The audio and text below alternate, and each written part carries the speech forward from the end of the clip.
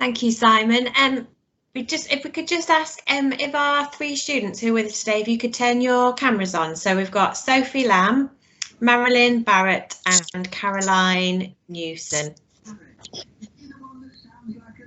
Brilliant. Welcome, Marilyn, Caroline and Sophie. We're really delighted that you're here with us today and that it's worked. You're here, we've got your faces on the screen, so thank you so much for joining us. If we just let everybody else know, so we've got three students with us, with myself and Meg today, who are going to give us some of their perspectives and thoughts on their clinical placement experience. So we feel really lucky to have them with us and really grateful that they've volunteered to join us and speak to everyone. Meg, do you want to give everybody a wave? So myself and Meg, we're the clinical fellows, and then your other three faces are your students. So if you all, Caroline and Sophie, do you want to turn your mutes off? That's what I'm trying to say. Turn your mute off.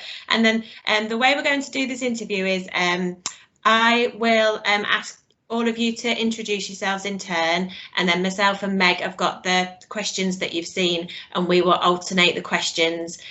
You'll all have a turn to answer that question, and then we'll move on to the next one. Is everybody happy with that? Yeah. Okay. Brilliant. Yeah, all right, Marilyn. Yep, fab. Okay, so Marilyn, if you'd like to kick us off, can you introduce yourself, say what you're studying, and where your clinical placement was or is? I think you actually might be talking to us live from your placement. At this minute as well, yes. I'm in Depot Clinic, but they allow me to come out and do it. Yeah, I'm Marilyn Barrett, and I'm studying at Stafford University, Blackheath, and I'm studying mental health nursing. On my second placement, first year student, second placement at the early intervention team at Seventh Fields, Shrewsbury. Thank you, Marilyn. Sophie, do you want to go next? Hi, my name's Sophie Lamb, and I'm a final year speech and language therapy student. I just finished my placement on a stroke and neurorehabilitation ward. Thank you, Sophie. And Caroline? Hello, I'm Caroline. I am a third year midwifery student, and I am at the University of Nottingham, and I am on placement at Sherwood Forest Hospitals Trust, currently in their antenatal clinic. Brilliant, thank you. I think Meg's going to ask you your next question. That's great. Thank you so much for joining us, guys. So first of all, would you be able to tell us what the most positive thing about your placement has been? Don't know if anybody wants to go first. Marilyn, yes? Yes. The most positive thing, I have so many positive at my placement that I'm receiving at this moment, is how the staff and everyone willing to support you with your learning. My assessor and supervisor, everyone here is supervising me, but I've got one assessor. My assessor is an all supervisor, but my assessor, she sat with me, and she go through stages by stages. She asked me the very first interview, what am I expecting from them? And we talk about, because for me, my main focus was getting my episode of care. So I did tell her that I would like to see if I can get my episode of care on this placement and what I would expect. And then she goes through folders with me and clients with me. And then we both sat together and chose a client that we think was going to be okay for my episode of care. When we went out to visit, she prompted me to ask the patient if it's okay for her to, for us to work with her on the episode of care. And it was good, positive. The patient was happy for me to do it, being as it was someone who, on my very first placement, she was on that ward, and I had a good relationship with her. So when I come into this, the early intervention, it is so good because majority of the patients I work with on the ward on the first placement, it's like a continuing process with them. They leave the ward and now they're with the early intervention. So it's like I'm just continuing the care with them. So it was good. She was happy for me to continue and do the episode of care. And she just helped me, my supervisor, my assessor, she's just there. You know, she'll hold my hand. I can say she's holding my hand and walk with me step by step. And the staff there, they all know they have any clinic or anything. They call me in for the clinic and they show me what to do. They don't just say, sit there. They actually let me get up and look what they're doing in practice after. And they watch to see if I'm doing it right. That's great. Yeah. Thank you so much I for that, think Marilyn. it's That's good. really that's a really nice nice feedback to hear. So a big thank you to your educators and your supervisors as well. Caroline or Sophie, Caroline or Sophie, do either of you want to go next? Yeah, I'm happy to carry on the order. So my point's quite similar as well. It's definitely the team that I worked with. Yeah, I think that when you're a student, you can sort of sometimes feel like a bit of a hindrance to the team, but I felt like they really went above and beyond to make it such a positive experience for me. I was working with quite a small team, so there was an NQP up to a highly specialised speech language therapist, and so I was able to go to all of them with any questions. I felt they really scaffolded my learning, making sure I expanded my clinical reasoning, but I never felt that I couldn't then ask questions back.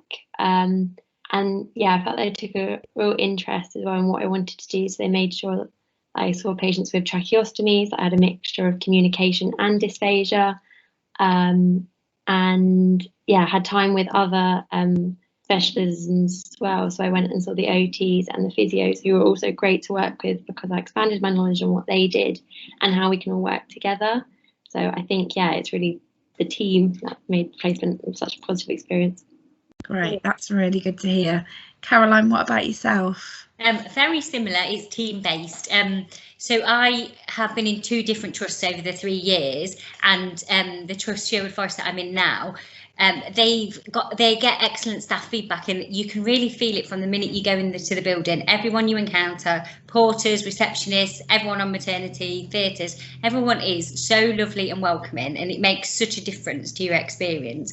But also the people I work with actually in the maternity service, they really value students. They don't make you feel like a burden. They make you feel like you're the future. They want to help you learn. They find opportunities for you. They'll come and get me. Oh, this is a really interesting case. Do you want to come and see it? Yeah, they really are focused on me getting the best out of my placement, and it's so valuable to me. Brilliant, thank you so much. I think that's a real testament to the trusts that you're on placement with, and I hope that we've got some representation from those trusts this afternoon that have heard all that really good feedback you've just given. I'm going to go back over to Victoria now to ask you another question. Okay, and our next question is, what have you found challenging about your placement? Marilyn, do you want to kick us off with that one if we stick with the same order? Yeah, for me, what I think I found challenging with my placement, because the guideline for us to do 4 weekends, 3 nights, early shift, a late shift, and then the rest long days. We have to do that to pass the course. So if you did not get it at like when I was on the ward, I got majority, but some still need to get, like weekends need to get.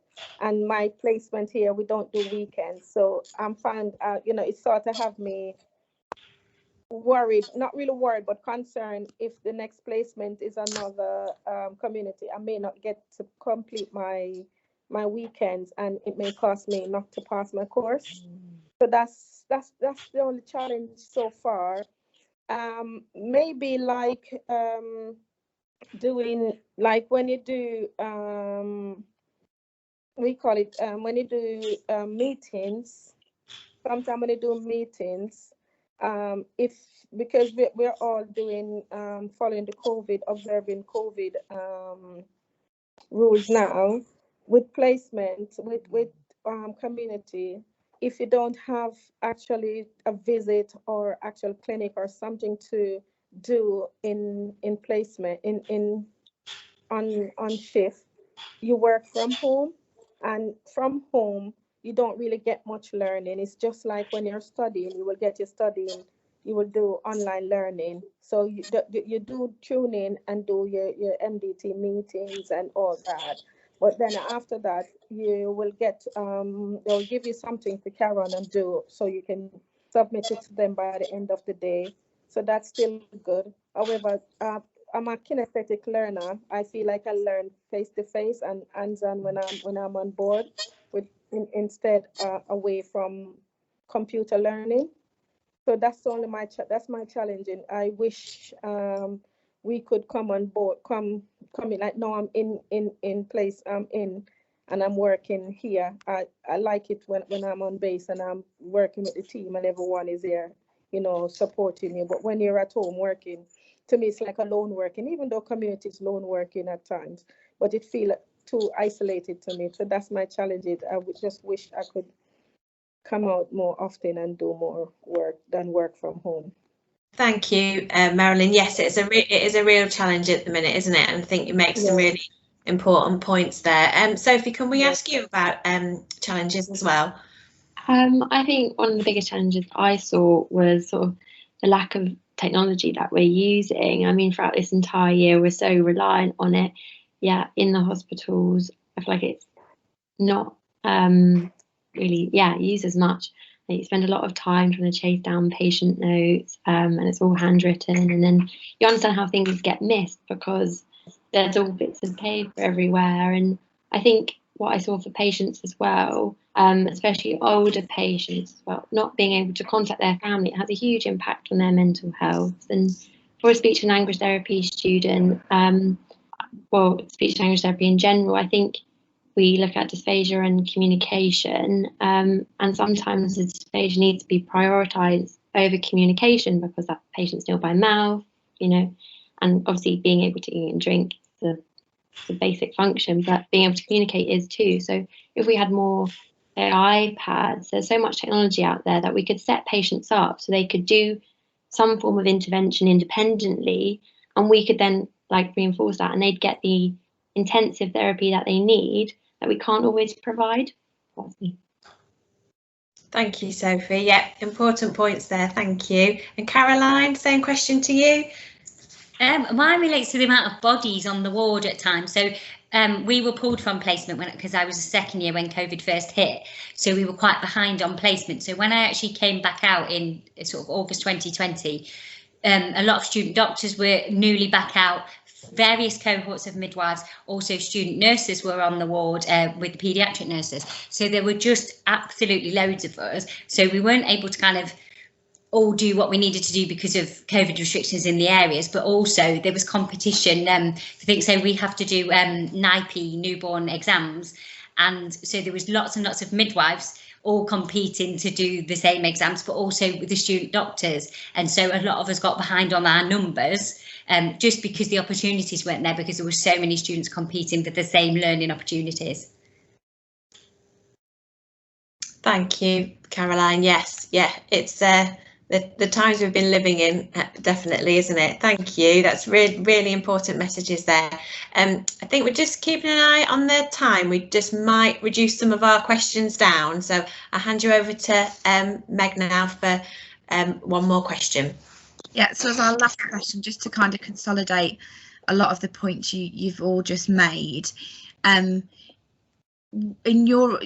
your experiences so far, is there any ways that you feel that clinical placements could be improved? And again, if we start with yourself, Marilyn.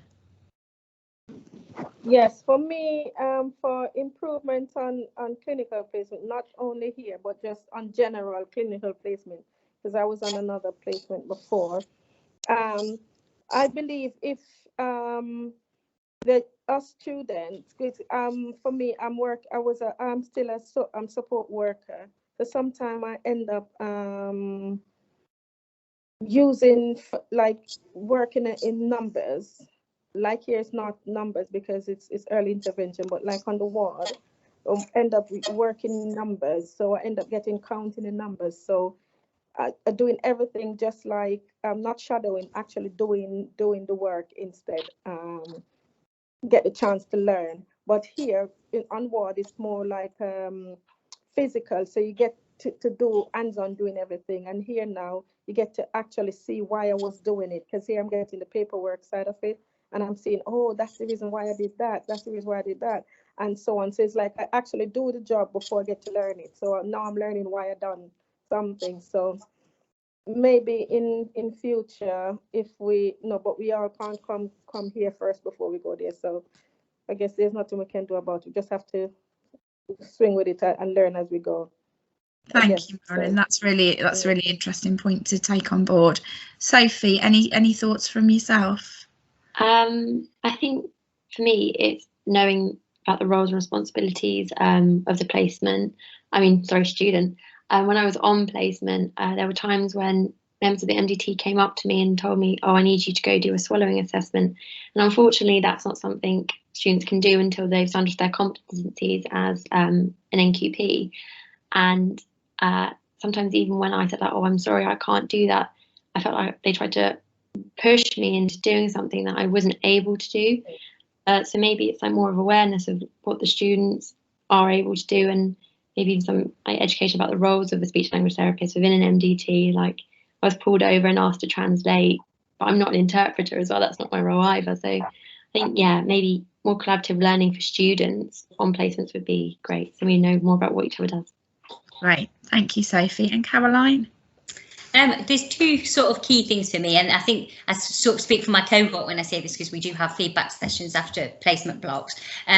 It's mentors being given time, practice supervisors time to actually do in my case, it's Pebble Pad, where they do our assessments, actually having sort of special time to do that, because a lot of them end up doing it in their own time, and it can be quite a long time after the placement has finished, so people's assessments get delayed.